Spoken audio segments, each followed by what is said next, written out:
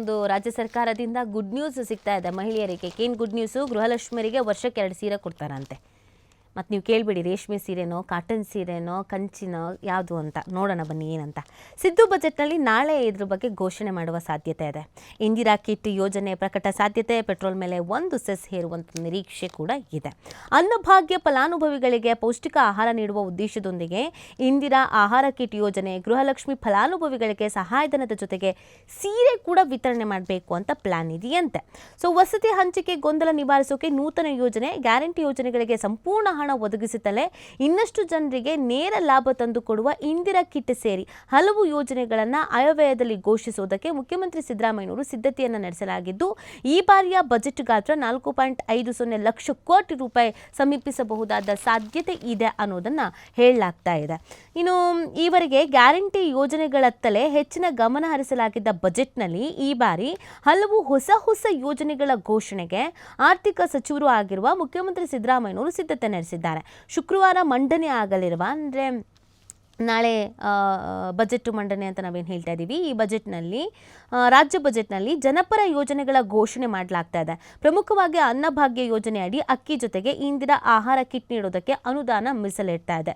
ಸದ್ಯ ಅನ್ನಭಾಗ್ಯ ಅಡಿ ಪ್ರತಿ ಫಲಾನುಭವಿಗಳಿಗೆ 10 ಕೆಜಿ ಅಕ್ಕಿ ನೀಡಲಾಗ್ತಾ ಇದೆ. ಅದರ ಬದಲು 5 ಕೆಜಿ ಅಕ್ಕಿ ನೀಡಿ ಉಳಿದ 5 ಕೆಜಿ ಅಕ್ಕಿ ಬದಲಿಗೆ ತಲಾ 1 ಕೆಜಿ ತೊಗರಿ ಬೇಳೆ, ಹೆಸರು ಕಾಳು, ಸಕ್ಕರೆ, ಉಪ್ಪು, 1 ಲೀಟರ್ ಅಡಿಗೆ ಎಣ್ಣೆಯನ್ನು ಒಳಗೊಂಡ ಇಂದಿರಾ ಆಹಾರ ಕಿಟ್ ನೀಡುವ ಘೋಷಣೆ ಮಾಡಲಾಗ್ತಾ ಇದೆ. ಅದಕ್ಕೆ ಅಗತ್ಯವಿರುವ ಸೂಕ್ತ ಅನುದಾನ ಬಜೆಟ್ನಲ್ಲಿ ಮೀಸಲಿಡಲಾಗುತ್ತೆ.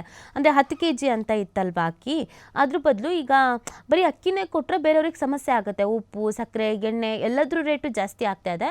ಒಂದು ಕಂಪ್ಲೀಟಾಗಿ ಒಂದು ಕಿಟ್ ಥರ ಕೊಟ್ಬಿಟ್ರೆ ಅದಕ್ಕೆ ಫಲಾನುಭವಿಗಳಿಗೂ ಕೂಡ ಉಪಯೋಗ ಆಗುತ್ತೆ ಅಂತ ಆ ಪ್ಲಾನ್ ಇದೆಯಂತೆ. ಇನ್ನು ಗೃಹಲಕ್ಷ್ಮಿ ಫಲಾನುಭವಿಗಳಿಗೆ ಸದ್ಯ ಮಾಸಿಕ ತಲಾ 2,000 ರೂಪಾಯಿ ವಿತರಿಸಲಾಗ್ತಾ ಇದೆ. ಒಟ್ಟು 1.24 ಕೋಟಿ ಮಹಿಳೆಯರು ಯೋಜನೆಯ ಲಾಭವನ್ನು ಪಡಿತಾ ಇದ್ದು, ಅವರಿಗೆ ವರ್ಷಕ್ಕೆ 2 ಸೀರೆ ಕೊಡ್ತಾರಂತೆ. 2 ಸೀರೆಯನ್ನು ಘೋಷಿಸುವ ಸಾಧ್ಯತೆಗಳಿಗಿದೆ. ಯಾವ ಸೀರೆ ಏನು ಅಂತ ಅವ್ರು ಹೇಳಿಲ್ಲ. ಈ ಸೀರೆಯನ್ನು ಲಕ್ಷ್ಮೀ ಸ್ವಸಹಾಯ ಸಂಘಗಳ ಮುಖಾಂತರವಾಗಿ ವಿತರಿಸುವಂಥ ನಿರೀಕ್ಷೆಯನ್ನು ಇಟ್ಕೊಳ್ಳಲಾಗಿದೆ. ಅವುಗಳ ಜೊತೆಗೆ ಆಶ್ರಯ ಯೋಜನೆ ಸೇರಿ ಇನ್ನಿತರ ವಸತಿ ಯೋಜನೆ ಅಡಿ ಮನೆ ನೀಡ್ತಾ ಇಲ್ಲ ಎಂಬ ಆರೋಪದಿಂದ ಮುಕ್ತವಾಗುವ ಕ್ರಮವನ್ನು ಬಜೆಟ್ನಲ್ಲಿ ಘೋಷಿಸುವ ಸಾಧ್ಯತೆಗಳಿದೆ. ಸರ್ಕಾರದ 7ನೇ ಗ್ಯಾರಂಟಿಯಾಗಿ ವಸತಿ ಹಂಚಿಕೆ ಕುರಿತು ಯೋಜನೆ ಘೋಷಿಸಲಾಗ್ತಿದೆ. ಉಳಿದಂತೆ ಗ್ರಾಮ ಪಂಚಾಯತಿಗಳಿಗೆ ಮಹಾತ್ಮ ಗಾಂಧೀಜಿಯವರ ಹೆಸರಿಡುವುದು, ಗ್ರಾಮೀಣ ಭಾಗದಲ್ಲಿನ ಕಾಲು ಸಂಕ ನಿರ್ಮಾಣಕ್ಕೆ ಹೆಚ್ಚಿನ ಅನುದಾನ ನೀಡುವಂಥ ಸಾಧ್ಯತೆಗಳು ಕೂಡ ಇದೆ. ಇನ್ನು ಯುಕೆಪಿಗೆ ಅನುದಾನ ನಿಗದಿ, 3ನೇ ಹಂತದ ಕೃಷ್ಣಾ ಮೇಲ್ದಂಡೆ ಯೋಜನೆಗಾಗಿ 1.33 ಲಕ್ಷ ಎಕರೆ ಭೂ ಸ್ವಾಧೀನ ಪ್ರಕ್ರಿಯೆ ಚಾಲನೆ ನೀಡುವುದಕ್ಕೆ ಸರ್ಕಾರ ನಿರ್ಧರಿಸಿದೆ. ಅಷ್ಟು ಪ್ರಮಾಣದ ಭೂಮಿ ಸ್ವಾಧೀನಕ್ಕಾಗಿ 70,000 ಕೋಟಿ ರೂಪಾಯಿ ಬೇಕಾಗಲಿದೆ. ಆ ಮೊತ್ತವನ್ನು ಹಂತವಾಗಿ ಸರ್ಕಾರದಿಂದ ಬಿಡುಗಡೆ ಮಾಡುವುದಾಗಿಯೂ ಈಗಾಗಲೇ ತಿಳಿಸಲಾಗಿದೆ. ಅದರಂತೆ ಶುಕ್ರವಾರ ಮಂಡನೆ ಆಗಲಿರುವ ಬಜೆಟ್ನಲ್ಲಿ ಸುಮಾರು 8ರಿಂದ 15,000 ಕೋಟಿ ರೂಪಾಯಿಗಳನ್ನು ಕೃಷ್ಣಾ ಮೇಲ್ದಂಡೆ ಯೋಜನೆಯ ಭೂ ಸ್ವಾಧೀನಕ್ಕಾಗಿ ಮೀಸಲಿಡಿರುವ ನಿರೀಕ್ಷೆ ಇದೆ. ಪ್ರಾದೇಶಿಕ ಅಸಮತೋಲನ ನಿವಾರಣೆ ಸಮಿತಿಯ ವರದಿಯಲ್ಲಿರುವಂತೆ ಹಿಂದುಳಿದಿರುವ 172 ತಾಲೂಕುಗಳಲ್ಲಿ ಮುಂದಿನ 5 ವರ್ಷಗಳಲ್ಲಿ ಸಾಕಷ್ಟು ರೀತಿಯಾದಂಥ ಅಭಿವೃದ್ಧಿ ಆಗಬೇಕು ಅನ್ನುವಂಥ ನಿಟ್ಟಿನಲ್ಲಿ ಒಂದಷ್ಟು ಹಣವನ್ನು ಇಡುವಂಥ ಸಾಧ್ಯತೆ ಇದೆ. ಇದೆಲ್ಲದರ ನಡುವೆ ನಮಗೆ ಬಜೆಟ್ ಅಂತ ಅಂದಿದ ತಕ್ಷಣ ಜನಸಾಮಾನ್ಯರು ಒಂದಷ್ಟು ಬೇಡಿಕೆಗಳನ್ನು ಇಟ್ಕೊಂಡಿರ್ತಾರೆ. ನಿರೀಕ್ಷೆಗಳಂತೂ ಇದ್ದೇ ಇರುತ್ತಲ್ಲ, ನಮಗೆ ಈ ಬಾರಿ ಇದಕ್ಕೆ ಅವಕಾಶ ಸಿಗುತ್ತಾ, ಈ ಬಾರಿ ಯಾವ ಯೋಜನೆಯನ್ನು ಅನೌನ್ಸ್ ಮಾಡ್ಬೋದು, ಈ ಕ್ಷೇತ್ರಕ್ಕೆ ಸಿಗುತ್ತಾ ಅಂತ. ಹಾಗೇನೆ ನಿರೀಕ್ಷೆಗಳಂತೂ ಸಹಜವಾಗೇ ಇದೆ.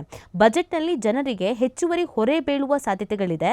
ಪ್ರಮುಖವಾಗಿ ಪೆಟ್ರೋಲು, ಡೀಸೆಲ್ ಮೇಲಿನ ಸೆಸ್ 1 ರೂಪಾಯಿ ಹೆಚ್ಚಳ, ಅಬಕಾರಿ ಸುಂಕ, ನೋಂದಣಿ ಮತ್ತು ಮುದ್ರಾಂಕ ಶುಲ್ಕ, ಮೋಟಾರು ವಾಹನ ತೆರಿಗೆ ಸೇರಿದಂತೆ ಮತ್ತಿತರ ತೆರಿಗೆ ಪ್ರಮಾಣ ಹೆಚ್ಚಿಸಲಾಗುತ್ತೆ ಅಂತ ಮೂಲಗಳು ಹೇಳಲಾಗ್ತಾ ಇದೆ.